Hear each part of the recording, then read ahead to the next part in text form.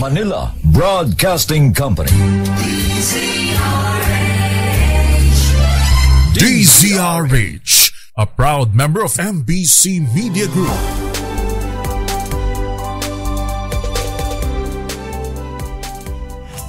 Uy! Nakapag-break ka na ba?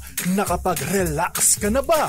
Saan ka man nagtatrabaho, mapa-opisina man o work from home o mula mismo sa pwesto, sasabayan namin ang break time mo. Sasabayan namin ng mga balita at komentaryo, mga panayam ng mga taong viral ngayon. DZRH Break Time!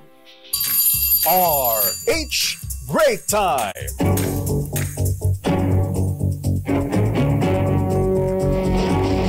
Magandang hapon ho, Luzon, Visayas, Mindanao.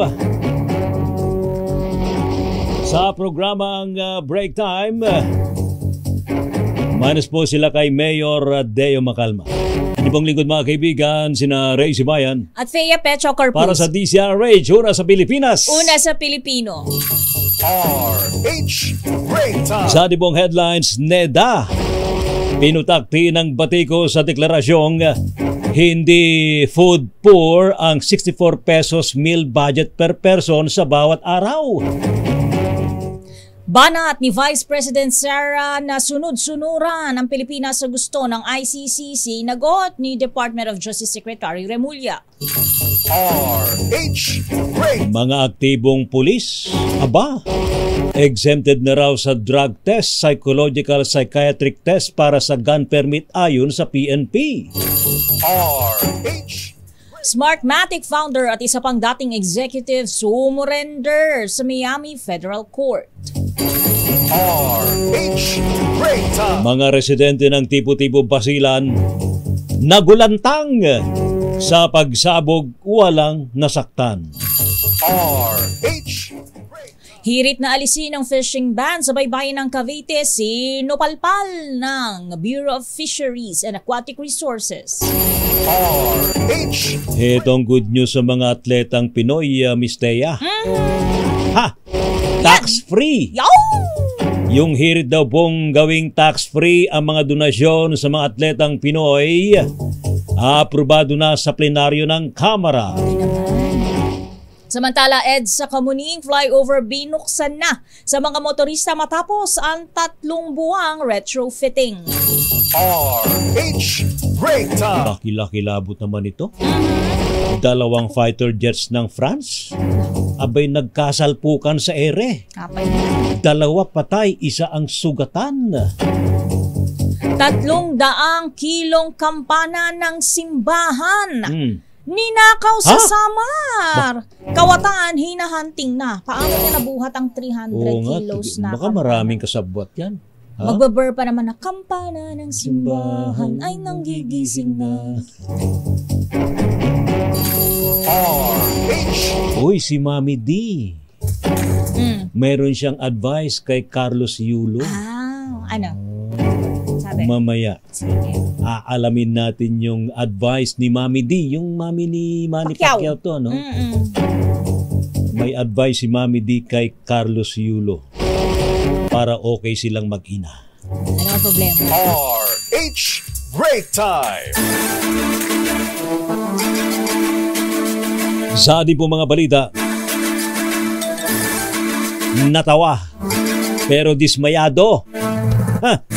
Dismayado ang mga nanay sa naging payag po ng National Economic Development Authority o NEDA na hindi raw may tuturing na food poor ang gumagastos ng 64 pesos para sa 3 kainan kada araw. Kaya mo ba yan? Ano kinakain? Ano nga yun? Isang kain ko pa nga lang. Oo nga di ba? Nakita mo naman ako kung paano kumain. Dito na nga lang, magkakape ka na nga lang dito ng brewed eh. Brewed. Magkano Magkano agad yung brewed? Yung isang kape, sabihin natin, 10. nasa 43 hanggang 50. Hindi, yung ano yun, yung mamahalin. O sabihin mo na lang yung Hindi, brewed nga yun. Hindi, yung what you call this, yung finilter lang na lang sa coffee maker natin. Mga magkano? O sabihin natin mga cost nun Mga siguro 5 to 10 pesos. 10 to 15. Ganyan. Sabi naman to the max. 5 pesos na, sige na. Sige. Tipid na to kasi ano na to, sapal na lang to eh. Tapos ano lang yan, almusal lang yan. Ilang beses mo siya gagawin? Ano isasawsa mo doon, pandesal? Daliri. Para tipid. 64 pesos yung pagkakasyahin eh. Hindi, divide.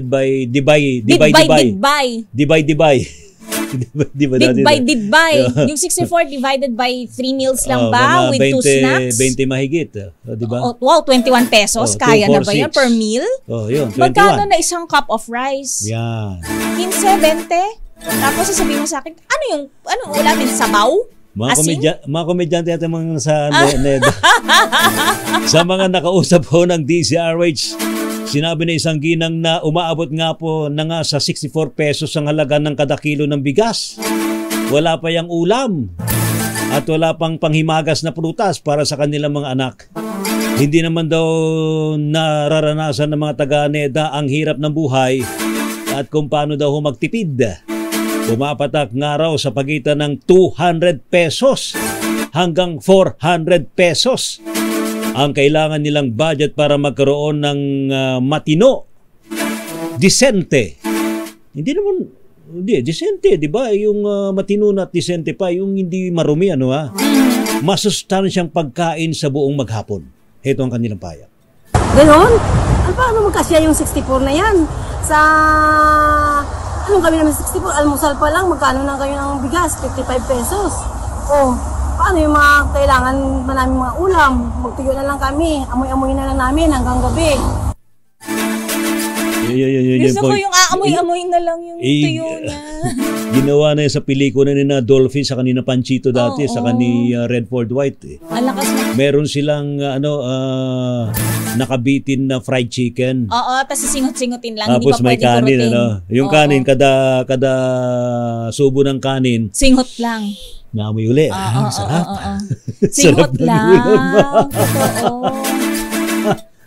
Kaya nga, ito na, kakibat ng balitang yan, hindi mapigilang tanungin ni House Minority Leader Franz Castro kung nakatira ba ang mga taga-National Economic and Development Authority sa ibang planeta. Mga alien! Grabe naman kayo. Ito ay matapos ang pahayag ni NEDA Secretary Arsenio Balisacan na as of 2023, ang monthly food threshold ay 64 pesos, 64 na piso kada tao. Kada araw o katumbas ng 20 pesos sa 3 beses na pagkain sa isang araw ay maikukonsiderang not food poor. Sabi ni Castro, nakaka-insulto umano ang pahayag na ito ng kalihim at hindi niya maintindihan kung anong computation ang ginawa ng NEDA para sa naturang datos. Hinamo naman ni Gabriela Women's Party List Representative Arlene Brosa sa mga opisyal ng NEDA na subukan ang kanilang datos. Giit ni Brosas, malayo sa katotohanan ng sinasabi ng NEDA na kayang pagkasyahin ng bawat Pilipino ang 20 pesos para sa isang kain kada araw. Ikaw, kaya mo? Nega. Siguro kung nagwa 1 meal a day ako. Alam mo, I think baka hindi sila taga-ibang planeta eh. Ano? Baka bubuhay pa sila nung dekada 70. Grabe, 70 yun, di ba? 70. 1970s. Mura pa doon ng mga pagkain. That was 50 years ago pa. Oo, di ba? Hello! 2024 na po tayo ngayon. Yun nga yung boses ng ating nakapanayam kanina, di ba? Sabi nga niya, bigas pa lang, 55 pesos na. Mo yun. Kahit ilugaw mo yan, kung halimbawa, ilang kayong kakain ng 1 kilong bigas, kahit ilugaw mo yan, samahan mo ng binating itlog, ano mangyayari? Di ba? Kulang na kurang, apo. RH Break Time! Sa iba pang balita, binigyan po ng positibong pagtaya ng Japan ng credit rating ng Pilipinas. Ang pagkilala po ay mula sa Impluensyang Rating and Investment Information Incorporated. Ayon po sa Japan-based credit watcher, inaasahan daw po na magpapatuloy ang matadag na ekonomiya ng bansa dahilan para i-upgrade ang credit rating nito sa A negative. Ibig sabihin ho nung A negative, natili daw po ang malakas na kakayanan ng Pilipinas na matugunan ang mga financial obligation ng gobyerno.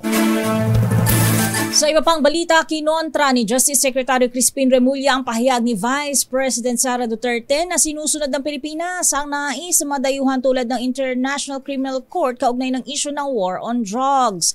Ayon kay Remulla, hindi naman sinusuko ng pamahalaan ang kalayaan ng Pilipinas sa sinumang banyaga. Nilinaw ni Remulla na hindi nagbabago ang polisiya ng gobyerno na hindi na miyembro ang Pilipinas ng ICC kaya na tayo sakop ng kanilang jurisdiksyon o kaya hindi na tayo siguro ito sakop ng kanilang jurisdiksyon. Pero muling iginiit ni Remulla na bagamat walang jurisdiksyon ang ICC sa bansa, committed pa rin ang Pilipinas sa Interpol na maaaring magsilbi ng arrest warrant mula sa ICC sa mga suspects sa war on drugs. Dagdag pa ng kalihim, kasapi at may treaty obligations ang Pilipinas sa Interpol. RH Break Time! Samantala, sumurrender naman ng founder at dating executive ng voting machine company na Smartmatic sa otoridad sa Miami Federal Court para daw po harapin ang mga aligasyon na nagbigay sila ng suhol para makakuha ng mga kontrata sa 2016 elections sa Pilipinas. Kasama daw hong sumuko ng founder na si Roger Piñate, ang dating Vice President ng hardware development ng kumpanya na si George Miguel Vasquez. Inakusahan ng dalawa ng panunuhol mula 2015 hanggang 2018 nang hindi bababa sa $1 million kay dating Philippine Commission on Election COMELEC Chief Andres Bautista. Oras na mapatunayang guilty, sina Piñate at Vasquez ay maharap daw po sa 25 taong pagkakakulong para po sa mga kasong money laundering, international laundering of monetary instruments, and violations of the Foreign Corrupt Practices Act.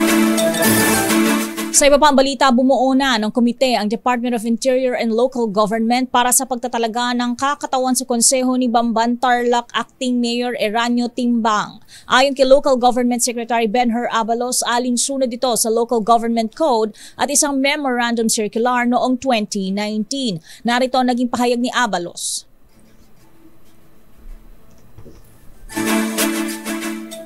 Tinalaga ko po si Yusek Iringan ng DILG, si Regional Director Nuida ng Region 3. Tapos maghahanap po kami ng tatlong civil society organization. Kasama po yung isang provincial, yung PCL, yung natawag na Councilors League. At ito po ay bubuo at sila po ang mag-a-appoint po. Actually, ang i-appoint po dyan, walo, no? Yung tatlo po rito ay political party. So, sino pong membro ng political party, sila po ang bibigyan ng nominee. At yun po ang i-appoint. At yun naman 5 na bakante, yung pong screening committee ang mag-nominate po. At tapos po itatalaga ko na po. Dagdag pa ni Abalos, saka lamang susundin ng rule of succession kapag natapos ang 3 buwang panunungkulan ni Timbang kung saan ang mauupong alkalde ay ang dating Vice Mayor na si Leonardo Anunciacion habang ang magiging Vice Mayor naman ay ang number 1 councilor na si Timbang. Kasalukuyang suspendido ng 3 buwan sina Anunciacion at 9 na municipal councilors kaugnay pa rin sa issue ng Pogo. RH Break Time! Abay, sinasabi hong pansamantala lamang naupo bilang acting mayor daw po ng Bamban Tarlac number 1 councilor ng bayan po na si Eranio Timbang. Sa prempo ng DCRH kay Secretary Benher Abalos, matapos ang 3 buwan ay aakto na bilang mayor by succession ang vice-alkalde ng Bamban habang si Eranio nga po ay magiging vice mayor naman. Samantala, sinabi ni Abalos na bilang acting mayor, limitado lamang ang maaring desisyonan ni Timbang. Well, may mga limitasyon po ang mga acting sa talagang regular. No? Hindi kumukha ng talagang fully regular. Ito yung mga usually na kinakailangan lamang mga pirmahin, mga sweldo, etc. Pero yung mga bagong mga kontrata, mga malalaki, etc. Medyo may limitasyon po tayo ng konti. Mulang tinig mga kaibigan ni Secretary Bener Abalos ng DILG. Kaugnay pa rin ang balitang yan, ibinulgar ng umupong acting Mayor Eranio Timbang na nakatanggap siya ng death threat. Sa eksklusibong panayam ng DZRH kay acting Mayor Eranio Timbang, sinabi nito na noon pang unang pumutok ang issue sa pag-raid sa Pogo Hub sa kanilang bayan ay may tumitik-tik na sa kanya. Ito'y makaraang tanging si Eranio ang tumutol sa konseho na bigyan ng letter of no objection ang itatayong Pogo sa Bamban. Sa ngayon anya ay tuloy-tuloy ang kanyang trabaho kasabay ang dobleng pag-iingat at pag-asang walang mangyayaring masama sa kanyang buhay. Narito si Eranio.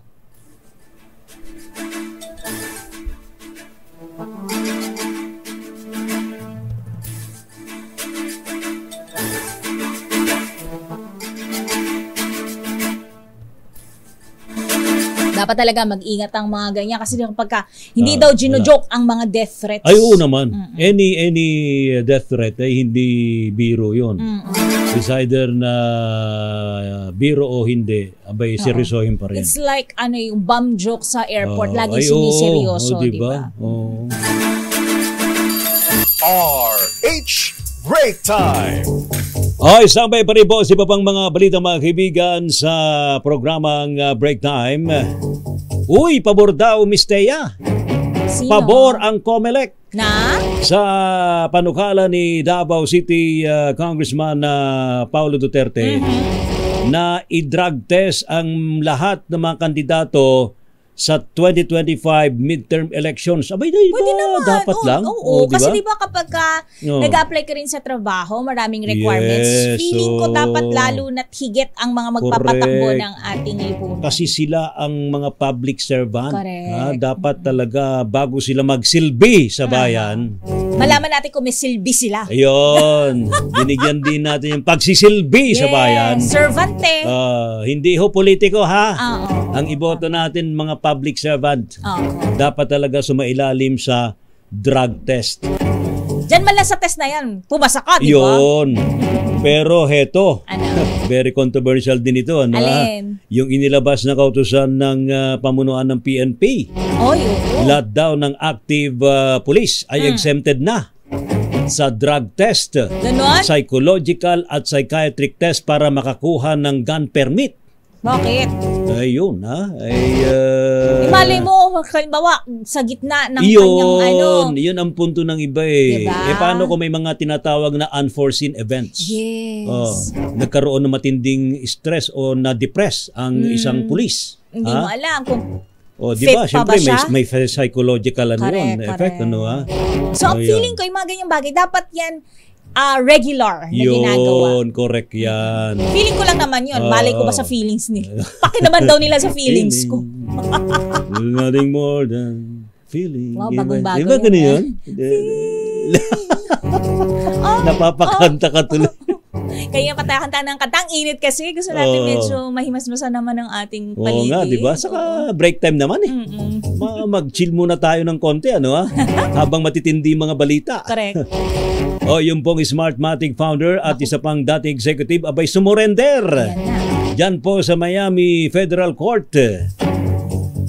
Grabe naman to. Bakit? May nangyari palang pagsabog sa may tipo-tipo basilan. Ha? Buti na lang. Buti na lang walang nasaktan.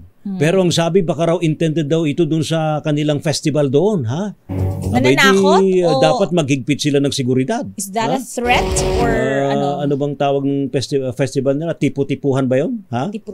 Tipo nila magpasabog ng... Huwag naman. Huwag naman. Huwag Please naman lang. nating Huwag nyo naman guluhin. Huwag naman natin asamin ang kapahamakan ng ating kababayan. Huwag naman. Isipin nyo na may ma-inosente, ha? Correct.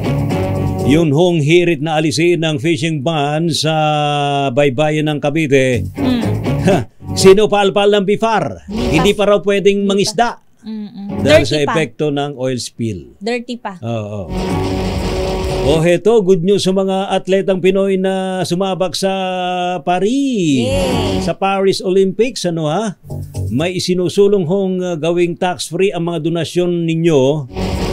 Yan po'y inaprubahan na po sa plenaryo ng Kamara. Hihintay na lamang sa Senado. Feeling ko naman wala nang kukontra dyan. Oo Kasi naman. deserve naman nila. Para yung Correct. halimbawa, nabigyan ka ng 1 million.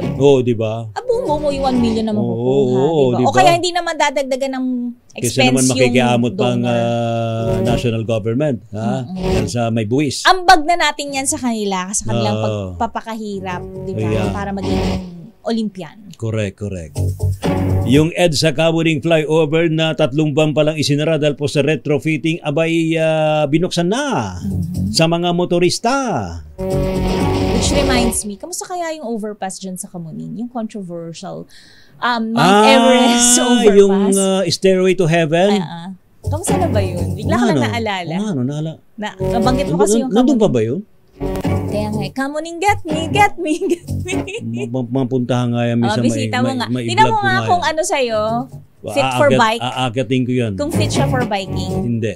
Hindi. Wala na mag-sig cycling din. Wala ba? Wala ba siyang ramp? Baka walang ramp yun eh. Bitbitin mo na lang yung bike. Dalawang fighter jets daw po ng France. Naku naman itong iniiwasan din Nagkasalpukan daw po sa ere, 2 patay, 1 sugatan. Practice training ba yan? Oo, mukhang nagte-training sila, Eto, paano kayo nabuhat to nitong nagnakaw ng 300 kilong kampana? Ng simbahan dyan sa Samar? May forklift siya. Oo, ginamitan mo to ng heavy equipment? Oo. Meron bang crane na ginamit? Grabe. Wow. Tsaka ba't hindi tumunog? Yun nga. Hindi natunugan? Actually, hindi yata mukhang Hindi na ito gumagana? matagal na yata Naka-display na lang? naka-imbak yata o hindi lang naikakabit. Dahil sa nagka-problema yata, Pero paano niya na bit-bit yung 300 Yun nga, kilos? yun ang tanong. At si Mami D, Yeah. si Mami Dionisia, May mensahe. ang pinakamamahal na mami ni ni Senator Manny Pacquiao, meron daw advice kay Carlos Yulo para okay na sila ng kanyang mami. Sana yung mami na lang binigyan ng advice ni Mami D para mommy to mommy. Pwede rin. Mom to mom, diba? Siyempre, advice ng isang Nakatatanda. mom sa isang Nakababata. sa isang anak, di ba? Iyan po ang iba pang mga detalye mga kaibigan sa ating mga balita sa programang Break Time. RH Break Ang inyo pa rin po mga lingkod, sina Ray Sibayan. Thea Petro Corpus. Para sa DCR Radio na sa Pilipinas. Una sa Pilipino. Pilipinas ang oras alas 4:32 ng hapon. Oras, Miss Thea. Ganap ng alas 4:39. Uy, may bisita tayo Hi! Mabilis ka usap ka. Nandyan sa Malacanang ngayon. Oo. Si Singapore President Tharman Shanmugaratnam. Ano ba yun? How should I greet? Chinese? Ni hao Ni hao ma. Hi. Ayan. Howdy. Kasalukuyang nagaganap ngayon ng arrival honors sa pagdating po para sa 3 araw na state visit ni Singapore President Tharman Shanmugaratnam. Ibalita mo nga yan, RH14, Miss Let Narciso. Miss Let. Ray, dumating na nga dito sa Malacanang si Singapore President Tharman Shanmugaratnam. Sinalubong ni Pangulong Ferdinand Marcos Jr. at First Lady Liza Araneta Marcos ang Singaporean President at kanyang asawang si First Lady Jane Yumiko Itogi. Binigyan ng arrival honor si Shanmugaratnam sa Kalayaan Grounds. Ipinakilala ni Pangulong Marcos ang mga miyembro ng gabinete at ganito rin ang ginawa ng Singapore President para sa kanyang delegasyon. Sa ngayon ay naglalakad na sila patungo sa Malacanang Palace. Pagpasok sa palasyo ay lalagda si Shanmugaratnam sa guest book sa reception hall at saka didiretso sa music room para sa kumustahan at maiksing kwentuhan nila ni Pangulong Marcos. Sunod naman ay gaganapin ang bilateral meeting ng dalawang leaders sa state dining room. Target ng Pilipinas at Singapore na lalo pang palakasin ang ugnayan at operasyon sa iba't ibang larangan. Pagkatapos ay ipipresenta ang lalagdaang mga kasunduan na may kinalaman sa recruitment ng Filipino healthcare workers at kolaborasyon sa climate financing. Magbibigay rin sina PBBM at Singaporean leader ng joint press statement at mamayang gabi naman magkakasama sila sa state banquet na inihanda ng Malacanang para sa bisita. Nasa Pilipinas si President Sean Mugaratnam para sa 3 araw na state visit. Matatanda ang inimbitahan ni Pangulong Marcos ang Singaporean President na bumisita sa Pilipinas nang bumiyahe ito sa Singapore para magsalita sa Shangri-La Dialogue noong Mayo. Ito sila. May ano ba? May, Ms. Let, may pasalubong ba? Siguradong meron dahil parte ng programa mamaya yung exchange of gifts. Di ba kadalasan yung ginagawa? Ay, oo, di ba? Oo. Leader, ayan.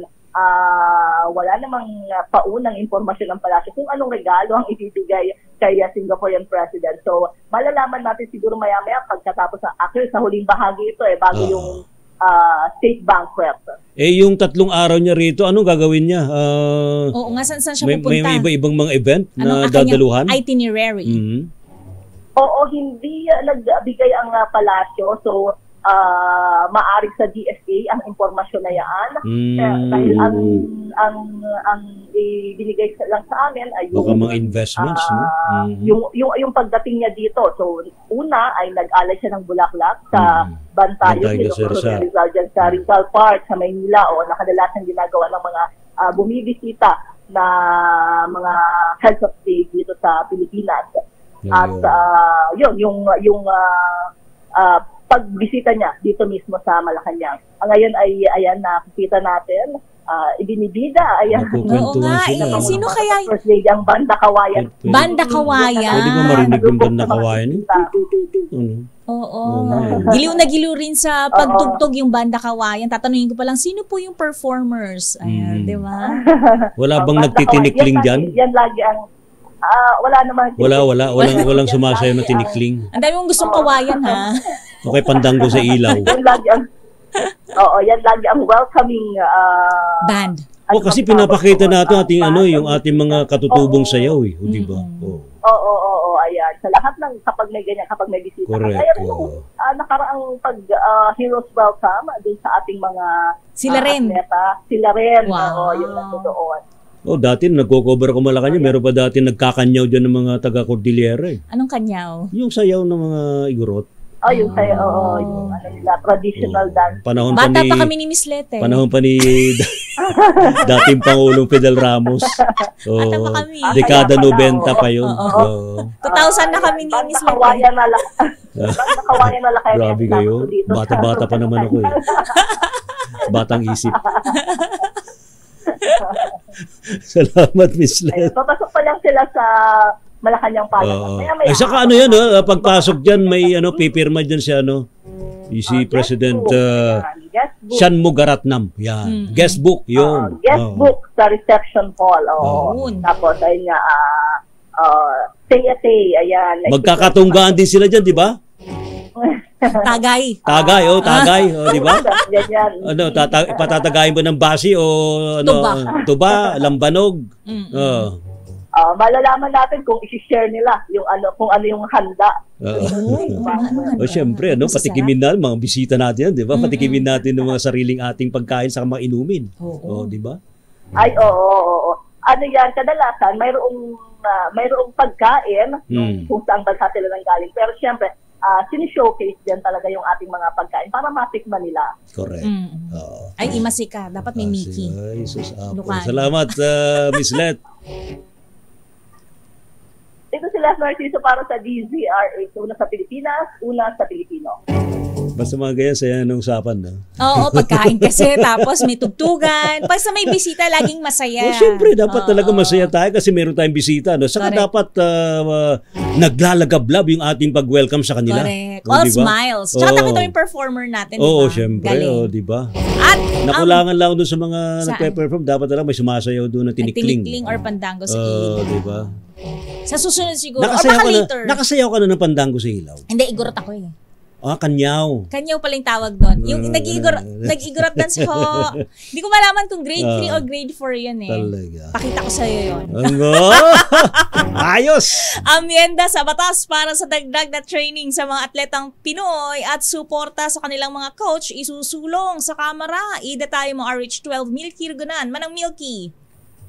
Teya at Ray, aamyandahan ng Kamara ang Republic Act 10699 o National Athletes at Coaches Benefits Incentives Act. Ito ang tiniyak ni House Speaker Martin Romualdez sa ginanap na Heroes Welcome kahapon sa Batasan Pambansa para sa ating Filipino Olympians sa katatapos pa lamang na 2024 Paris Olympics sa pangunguna ng gymnast na si Carlos Yulo. Inatasan ni Romualdez si Isabela Representative Faustino Michael Carlos D. III ang chairman ng House Committee on Youth and Sports Development para sa gagawing pag-amyenda. Ang kay Romualdez, kailangang amyendahan ang batas para maibigay ang suporta at tulong sa lahat ng ating mga atleta. Sabi ni Romualdez sa amyenda sa RA 10699, kabilang ang financial incentives, pag-upgrade sa training facilities at pagpapalawak sa resources sa mga coach at mga sports program. Dagdag pa ni Romualdez, bukod sa pagkilala sa karangalan na ibinigay nila sa bansa, dapat yakinan na ibibigay ng gobyerno ang pangailangan ng ating mga atleta na kaya makapagsabayan sa mga international competitions. Bukod sa mga cash incentives, iginawat ng Kamara ang Congressional Medal of Excellence sa gymnast na si Carlos Yulo. Ito ang pinakamataas na award sa mga Filipino achievers sa larangan ng sports, business, medicine, science, at arts and culture. Congressional Medal of Distinction naman sa mga Pinay boxers na sina Nesty Petesio at Ira Villegas sa House Resolution 241 sa 19 na Filipino Olympians. Ako si Neil Cariguna, nagulat para sa DCRH, una sa Pilipinas, una sa Pilipino. Maraming salamat, Milky. Samantala, Sandro Mulak at dalawang TV writers na inireklamo ng sexual abuse, hindi na raw ho pinaharap sa hearing ng Senado. Ibalito mo nga yan, RH28, Lakay Raymond at Paz. Lakay Raymond. Ray, Teya, hindi na humarap sa pagdinig ng Senate Committee on Public Information and Mass Media ang aktor na si Sandro Mulak at kanyang pamilya, kasama ng inireklamong dalawang sinasabing independent contractors ng GMA Network. Ayon kay Senador Robin Padilla na siyang chairman ng komite, pumayag siyang huwag na silang imbitahan batay sa kanilang kahilingan na magkaroon ng panahon na asikasuhin ng kanilang kaso. Tinamaan siya sa hearing ni Senate Majority Leader Francis Tolentino. Nauna nang dumalo sa pagdinig sina Jojo Nones at Richard Cruz at tinanggi ang akusasyon laban sa kanila. Pati ng mga taga-TV networks at mga tao ng NBI na nag-iimbestiga sa kaso ay hindi na rin pinadalo sa hearing. Hiniling ni Senate Pro Tempore Jingo Estrada na paharapin sa hearing ang aktor na si Sandro Mulak kahit virtual. Natuon ngayon ang atensyon sa hearing sa mga kaso ng sexual harassment at sexual abuse sa mga lugar ng trabaho dahil ang mga humarap ay mula sa Department of Justice, Department of Labor and Employment at ilang mga abogado, kabilang na si Attorney Lorna Capunan.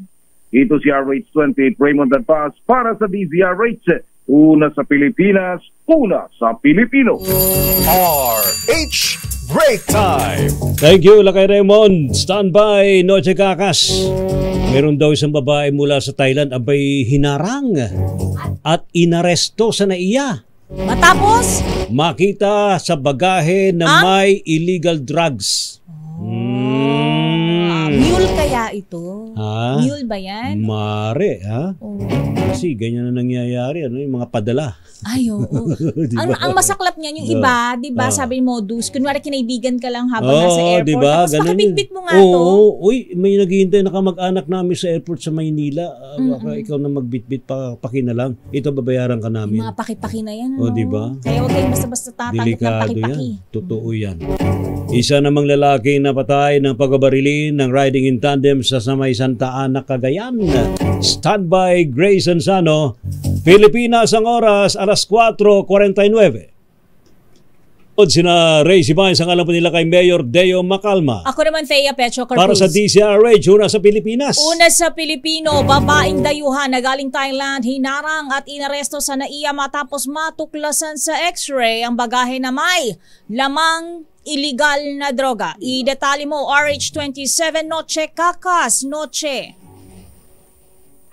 Miss Thea, Lakay Ray, mahigit na 20 milyong piso halaga ng marijuana ang nasabat sa bagahe ng isang Lady Thaya passenger na dumating sa NAIA Terminal 3 sa lungsod ng Pasay. Hinarang at inaresto ang Lady Thaya sa si Miss Sherry Ruth Tawisop, isang Thaya national. Ayon sa report ng NAIA Interagency Drug Interdiction Task Group, dumating sa Ninoy Aquino International Airport Terminal 3 si Tawisop galing Thailand sakay ng Thai Airways sa flight TG620. Nag-ugat ang pag-aresto ng may lumabas na kahinahinalang laman sa bagahe ni Tawisok nang dumaan sa X-ray ng Bureau of Customs. Ito na ginamitan ng K9 team ng PDEA at nakumpirma na may lamang illegal drugs ang naturang bag. Tumambad ang 13 vacuum-sealed plastic bag ng kush na marijuana na aabot sa 20,755,000 pesos. Inala na agad ang suspect na dayuhan sa tanggapan ng PNP Aviation Security Group na nakatakdang i-turn over sa PDEA headquarters sa Quezon City. RH27 Nochikakas DZRH. Una sa Pilipinas, una sa Pilipino. Maraming salamat, Noche. Samantala, isa namang lalaki namatay nang siya pagbabarilin daw po ng riding in tandem. Diyan po yun sa may Cagayan. Ibalita mo yan, RH25, Grace Ansano. Grace. Ray, patay ang isang 55 taong gulang na lalaki.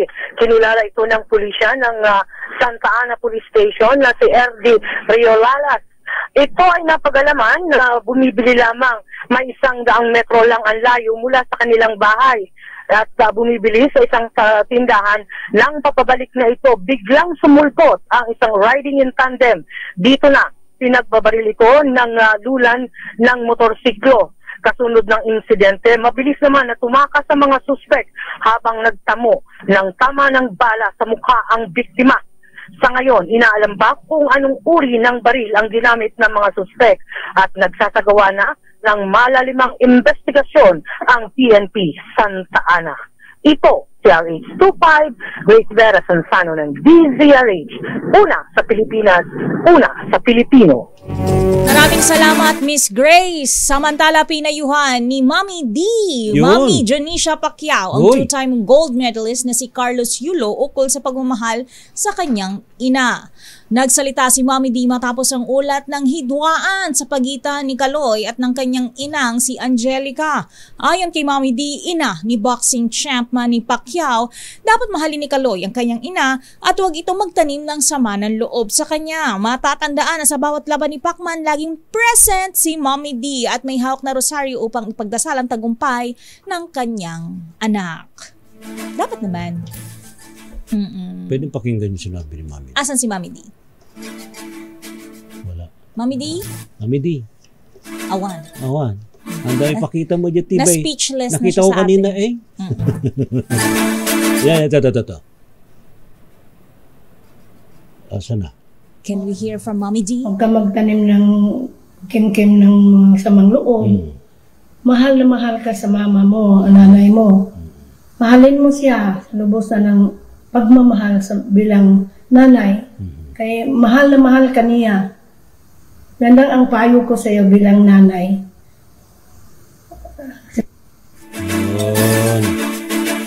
Aprobado na po sa Kamara ang panukalang gawing tax-free ang mga donasyon sa mga Pilipinong atletang sumasabak sa mga torneo sa ibang bansa.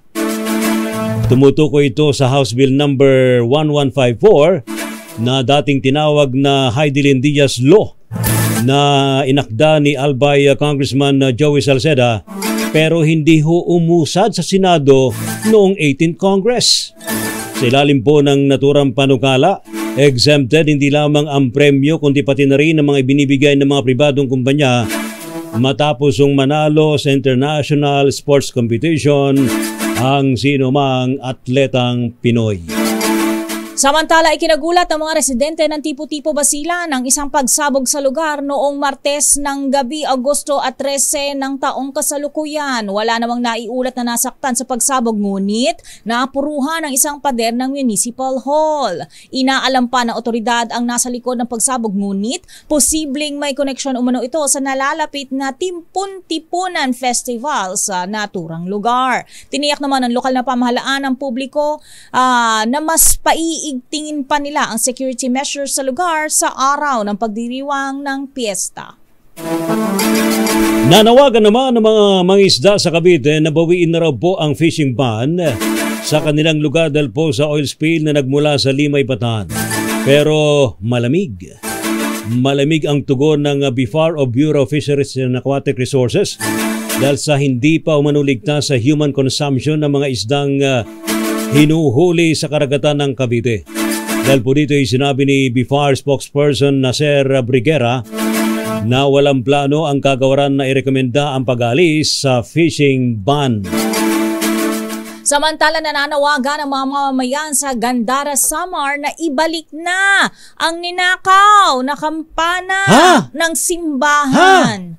Ayon kay Paulo Armateo staff ng St. Michael the Archangel Parish, para nasa kampanaryo ng simbahan ang bronze cast na kampana ng nakawin ito. Hindi muna umano ginagamit ang 300 kilong kampana dahil sa mga bitak. Humingi na ng tulong ang simbahan sa barangay upang mahanap ang nawawalang kampana. Bakit ba target na target ng mga kawatan ang kampana ng simbahan? Mabigat Ipo 4 kilo yun. Pero paano nakuha? Yun nga paano? Hindi mo per kilo ng bakal? Ano, brass kasi siya. Brass yan Ibang presyo tanso. Brass, tanso. Di ba tanso yun? Parang bronze. Hindi ko pass. Ang brass, alam ko bakal. ang alam ko kasi sa brass yung sa doorknob. Bakal. Bakal ba yun? Bakal Di ba steel ang bakal? Oo nga. Sige, guguluhin ko lalo. Okay. Pakigugul.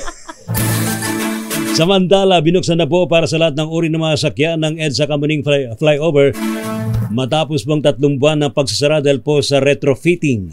Pinanguna mismo ni DPWH-NCR Director Lori Malaluan at ni MMDA Chairman Romando Artes ang reopening ng matandang flyover sa Metro Manila kaninang alas 6 ng umaga.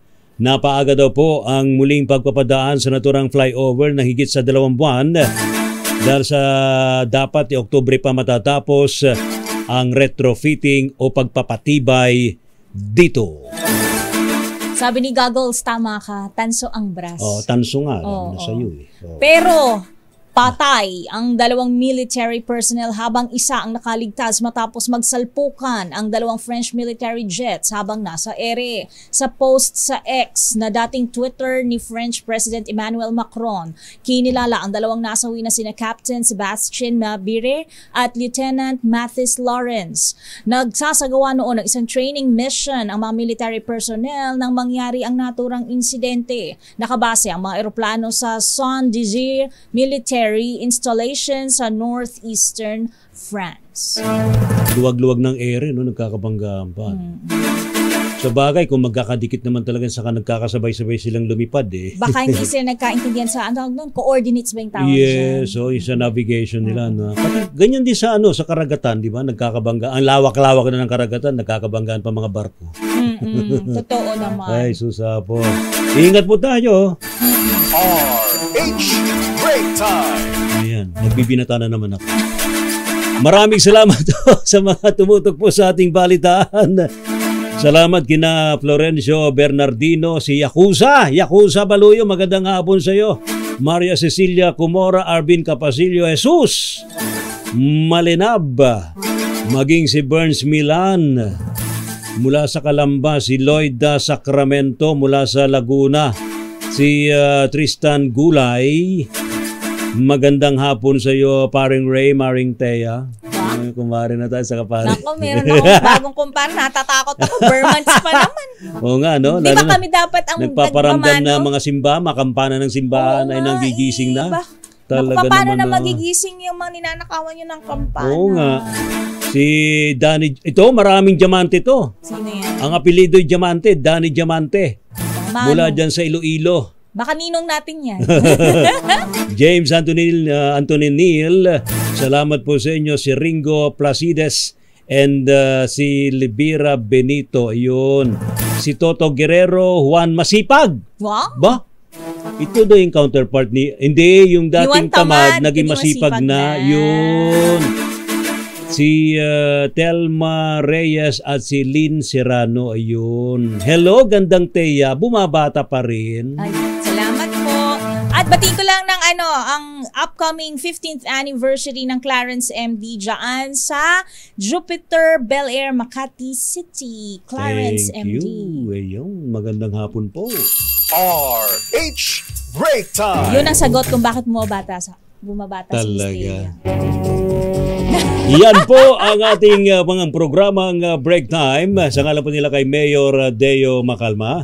Yan po mga lingkod, mga kaibigan, sina Ray Sibayan. Thea Pecho Carpuz. Para sa DCRH, una sa Pilipinas. Una sa Pilipino. Pilipinas ang oras, 5:05.